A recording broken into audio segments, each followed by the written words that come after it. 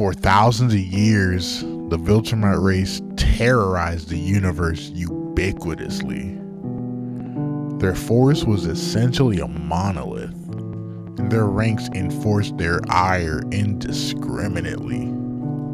All other life is inferior, and Viltrum as a whole were the ops to the entire universe. Not a single Viltrumite stepped out of line, nor had any qualms about violently disciplining non-cooperative planets, except for one, the betrayer, thaedus.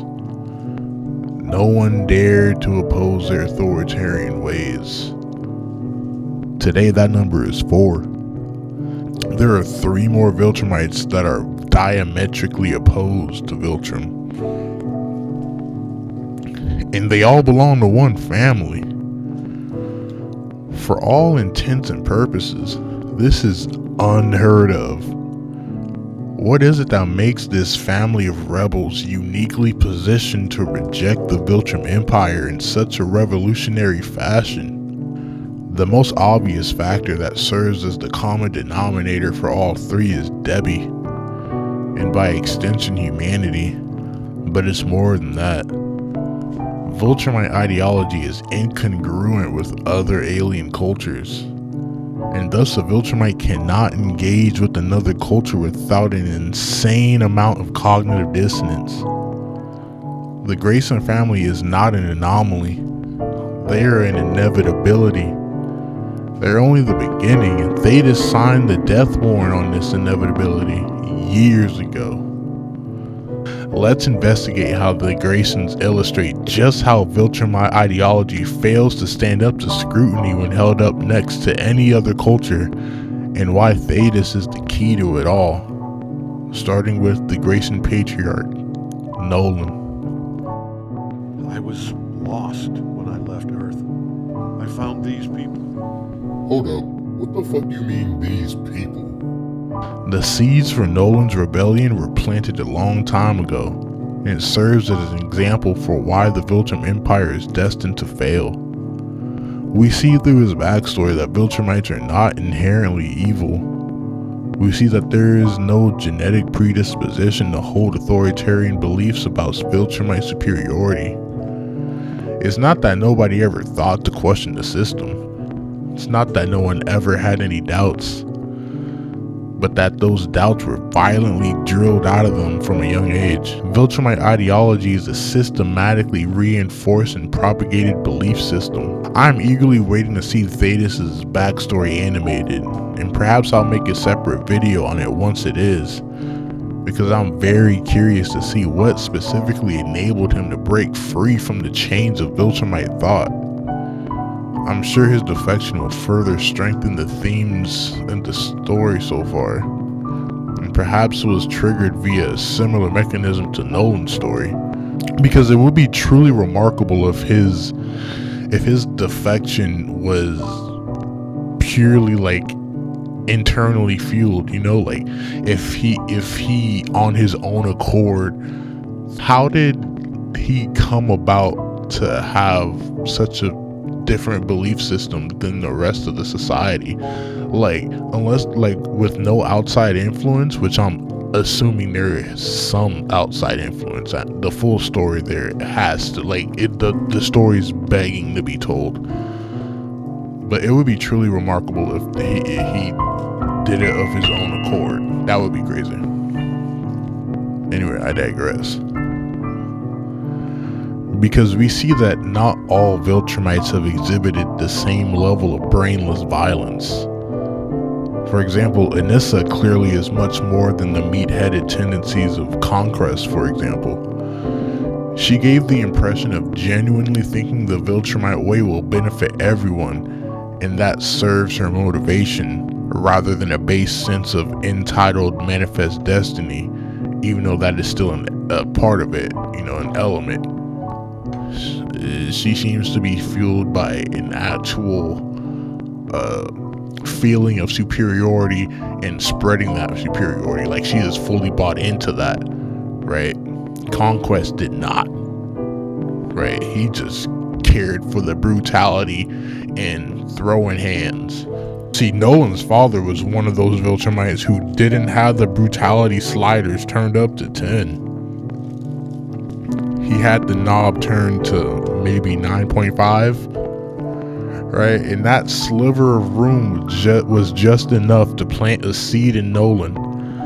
Looking back on his showdown with Mark at the end of season 1, not only was that a perfect mirror to Nolan's own adulthood ritual with his parents, but I have no doubt that Mark's infamous "I'd have you, Dad" line spoke directly to Nolan's connection to his own father, and that deep down, the sentiment that Mark expressed in that line is exactly what Nolan would have wanted to experience with his own dad. And that's why that line broke him, right? That's why that triggered him to abandon his post in a tearful outburst of anguish. Prior to the Scourge virus, Viltrumites only conquered. But as a result of thaedus' assault, the Empire needed to copulate and regrow the race. This resulted in Nolan's mission to find a genetically compatible species to breed and live amongst them. This was the beginning of the end for the Empire, whether they realized or not, because living amongst humanity irreversibly changed Nolan, and we have Debbie to thank for that for the most part. She showed him that there are things in life more precious than domination and conquest. She opened his heart, and though he wouldn't have admitted it at first, he enjoyed it much more than the Viltrumite way. He spent approximately 20-ish years on Earth. He made a cushy life for himself and built a family. Viltrumites do not live like this. This is revolutionary. He experienced true love for the first time, supposedly. He fell in love with Debbie. He truly loved his son. His friendship with Art was real. His connections on Earth were genuine, else he would have conducted himself much differently. Humanity showed him the light, that there is a better way to live. So much so that by the time he actually needed to lock in and perform his Viltrumite duty, it wasn't possible. The damage had been done. He had spent too much time as a loving dad. His mind was corrupted. His son was a human, not a Viltrumite. And Nolan couldn't force the situation. He was different now. He loved his son. That's not Viltrumite. That's human. Mom's going through hell back on Earth, and you were getting it on with the grasshopper 2 seconds after you. That's really ignorant. He's way older than 6 months, which means you were. It's okay, I was racist too.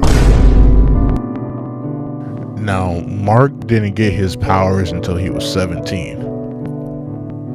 17 years of a regular human childhood in a loving household. There is no way in hell that by this point that he would ever become a Viltrumite socially and ideologically.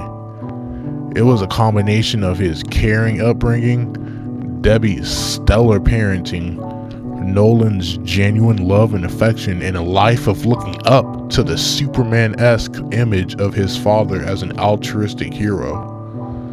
That was his goal, that was his aspiration.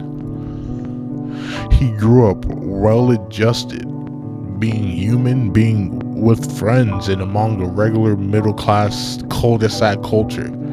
You know what I'm saying? Like, seeing his dad commit mass murder and learning the Viltrumite lore didn't sway him one bit. It alienated him. He pushed it as far away from him as possible upon learning about it. It disgusted him. And it was never going to be any different. By the point Mark got his powers, it was already too late for indoctrination. It wouldn't have mattered how Nolan tried to approach it. Mark would never accept such barbarism as a way of life. He had too much empathy, and so did Nolan at this point. Their showdown in season 1 was just as much Nolan trying to convince himself as trying to convince Mark, but they both knew the truth. He wasn't trying to kill his son. Clearly, throughout that whole encounter, he could have easily killed him. He was trying to beat sense into him until he agreed so that he wouldn't have to hurt him anymore. That in and of itself is anti-Viltrumite, because Nolan's mother would have not taken that approach, right? It would not have taken that long for Nolan's mother to just straight up boom the kid, right? If that was Nolan's mother in Nolan's position, Mark would have been dead within 2 minutes. Mark had an emotional support system structured in such a way that it was impossible for him to ever stray so far emotionally to accept the Viltrumite way. Now, that was his empathy and humanity that kept him grounded. There's got to be other options. Like what? He's black.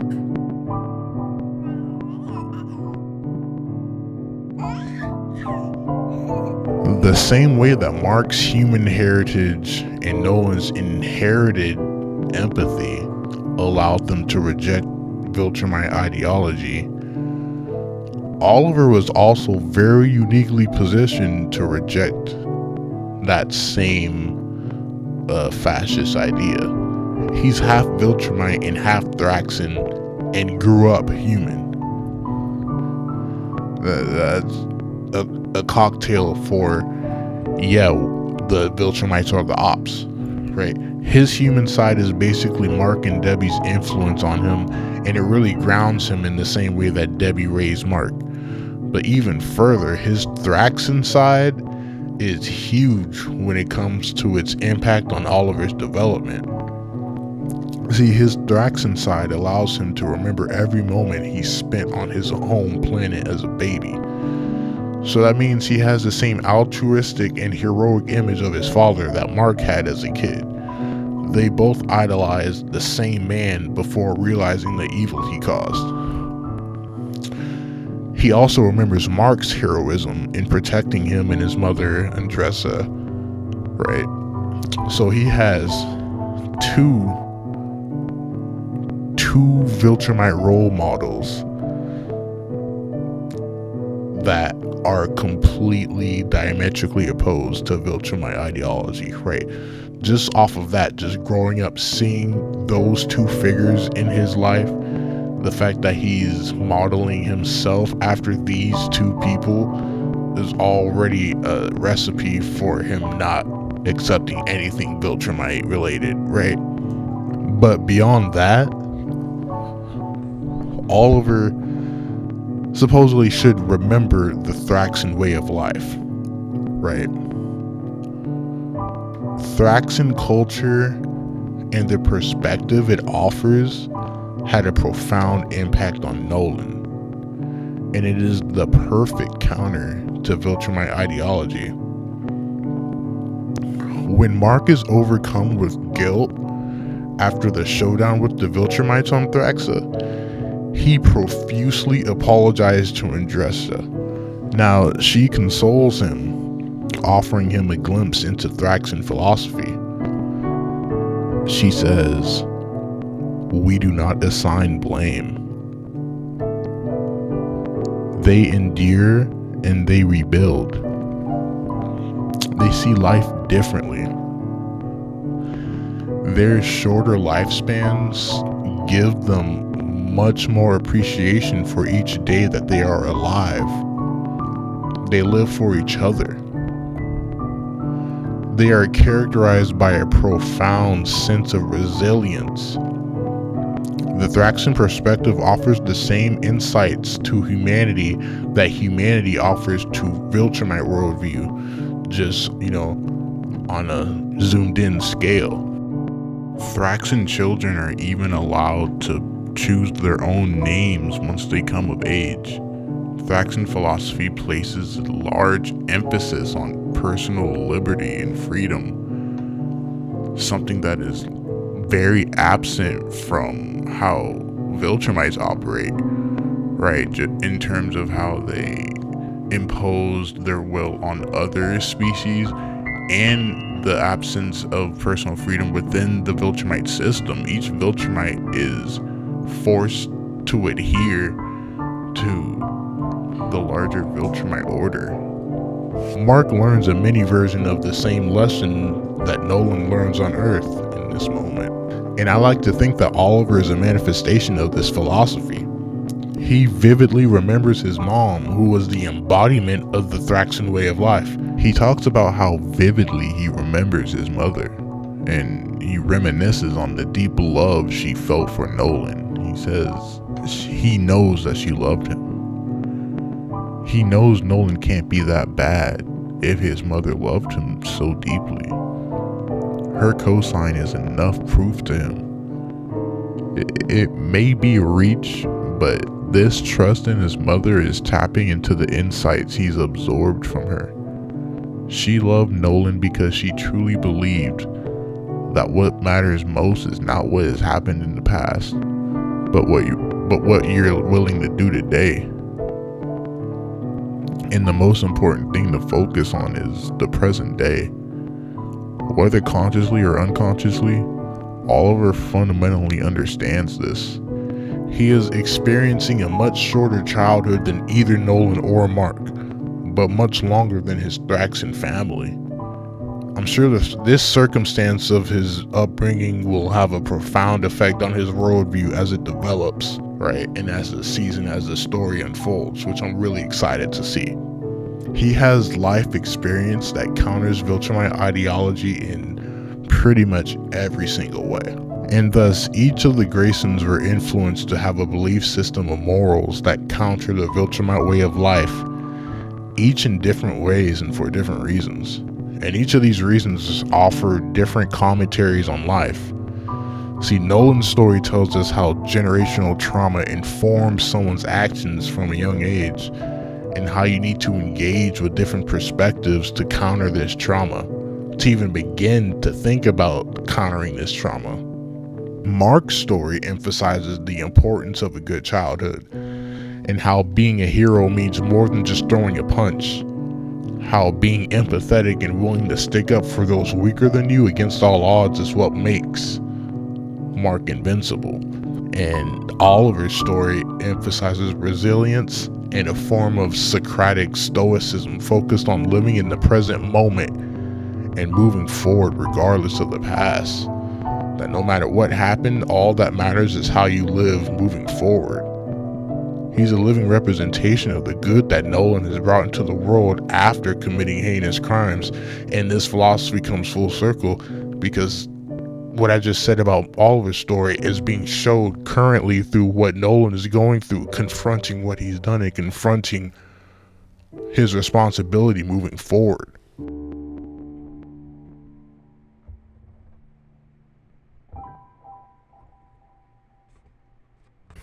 Just to clarify, I have not read any of the comics. I do not know how the story ends. I'm writing this just based off of me recognizing the themes being conveyed in the story thus far. And I've been making Invincible content lately because I really love the story. And season 4 is, kicking ass right now. And I just really like talking about, good stories and good engaging stories. I love engaging, I love talking about this story and, other stories that I might venture out into on this channel, but I love engaging with y'all in the comments and talking about this stuff because I really enjoying this show, and the best part of it is the writing to me. So that's all I got for y'all today. So for real, take care. I'm out.